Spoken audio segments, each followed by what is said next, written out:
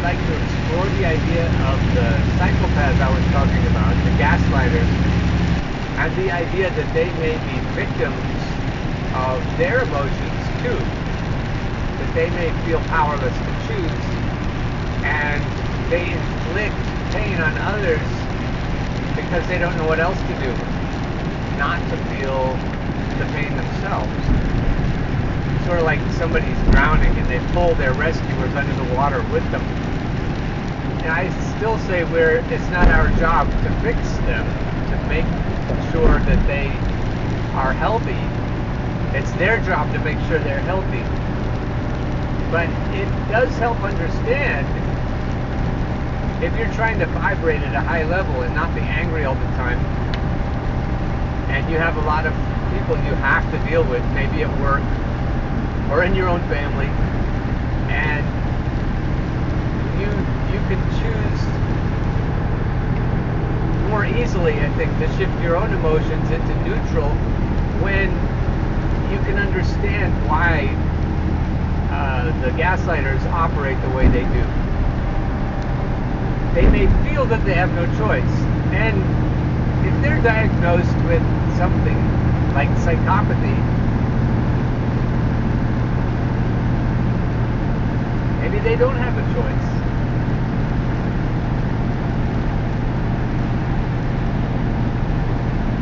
Manic depression isn't curable, according to what I read about it.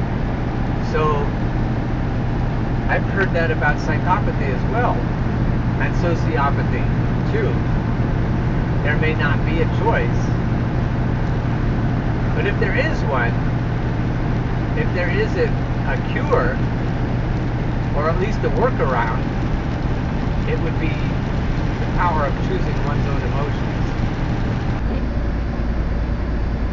Here's a personal anecdote as an illustration of what I've been talking about.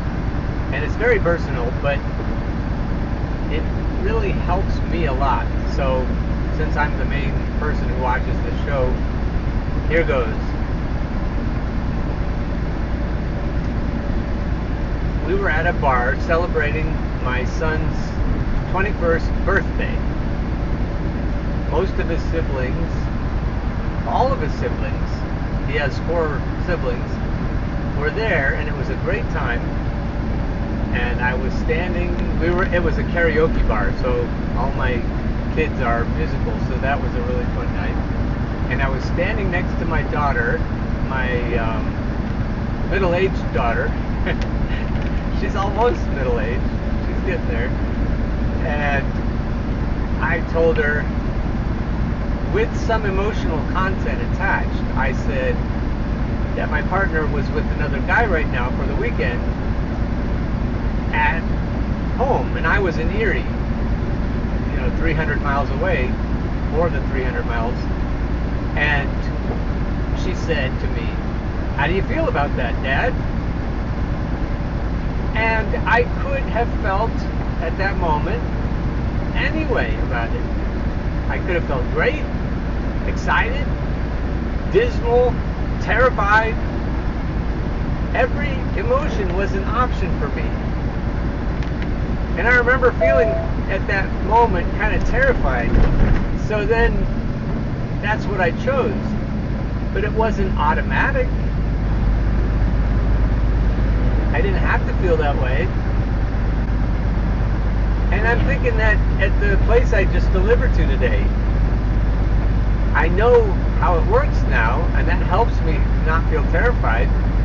But I can go to a new place that I've read horrible reviews about, and I can go in ready to roll with the punches, ready to feel no certain way,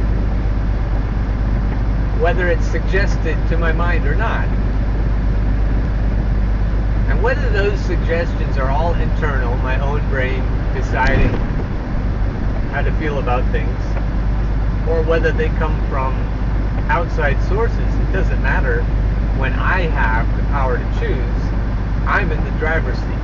Find myself in inclement cosmic weather, her voice comes to my head.